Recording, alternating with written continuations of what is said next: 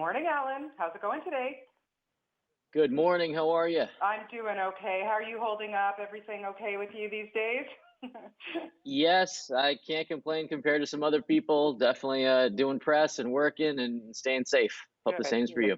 Well, listen, thank you so much for this film. I know people are going to start watching it on Netflix, and I listen. I absolutely loved it. I was so riveted by this story. And Alan, you've given us so many great comedic offerings. Thank you for that. But this is just so heartwarming. Tell me about the inspiration for you to sit down and actually start writing this passion project.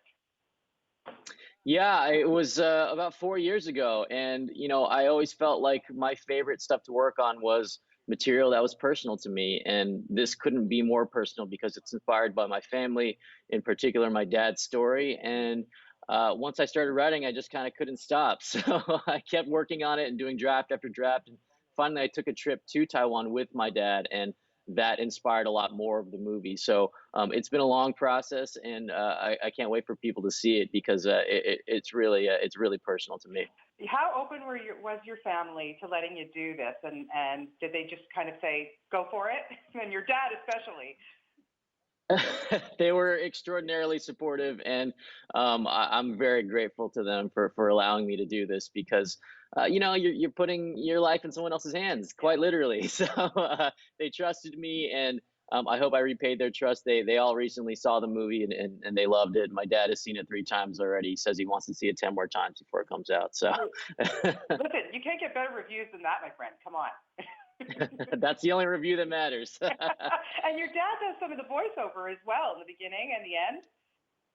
That's right. He does the beginning and the ending of the movie, and he wanted me to tell people that he's available. So if people are looking for more Mandarin voiceover in their movies, he's around. He's retired, so he's got all the time in the world. Well, that's good. Hey, listen, you're in the biz. You have some schlep. You can get him some work.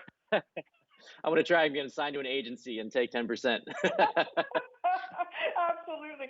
So listen, Alan, one thing I love so much about this film is it's not just for people of Asian descent. It is really, really hits home to all of us. Listen, I grew up in a household where, my dad worked so hard he would do anything for us, but so stoic.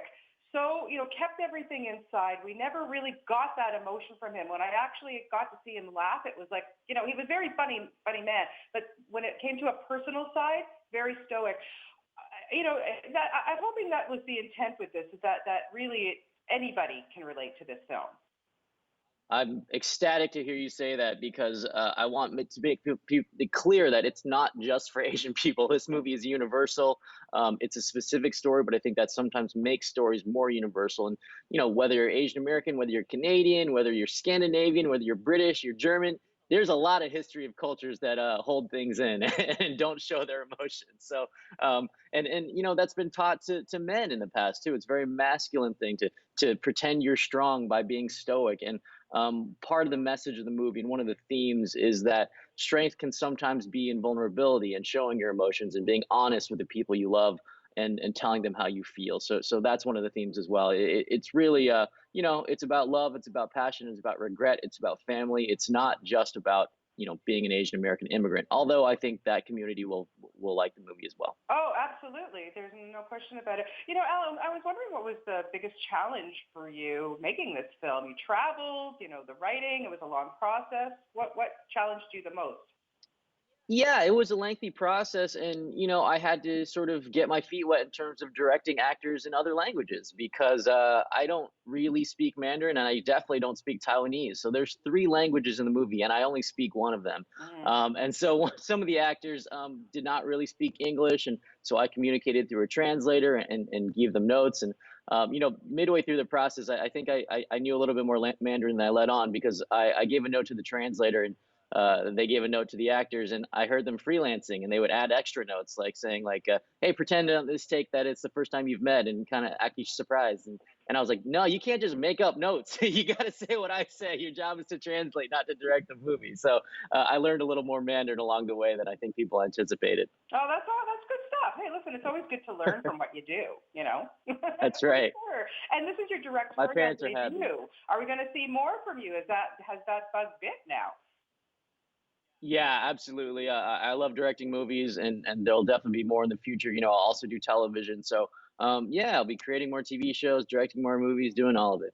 Oh, that's great because we love what you give us. I have to just go back for 2 seconds on your past because, of course, you started on Parks and Rec, and then, of course, you teamed up with Aziz for Master. And then you win an Emmy. And listen, and the accolades that you've been getting for it must be so amazing to see the trajectory of your career from how it started as a young guy and look at you now. I mean, look at you now. Come on, really.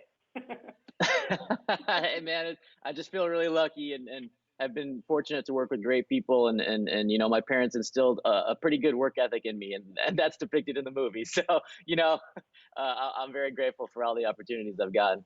Yeah, well, listen, we're grateful for everything that you give us. At the end of the day, what would you hope for viewers who watch Tigertail on Netflix? What do you want them to take from it? Well, I think, we're all a little bit isolated right now, and I think a lot of people are probably feeling a little bit alone. So I hope people can watch this movie with their family, whether separately or together. And if not, give their parents a call or give their kids a call, and talk about the movie, and that would be the ultimate gift to me. That would be wonderful. Listen, I hope everybody watches it. It's just lovely. It's such a really, really heartwarming and special film. Best of luck to you, and I know that we're going to see lots more from you. And at some point when this is all over, come visit us in Toronto. We would love to see you in person. Oh, I love Toronto. I've been there many times. It's a great city, so enjoy it. I went up there and saw the Raptors win the championship, so Oh, I've been I'm there. jealous. Okay, now I'm not talking to you anymore. That's not fair. Thank you. Alan, take care of yourself. Stay healthy. And thank you for this film. It's wonderful. Thank you so much. All right. Have a great day. Bye-bye.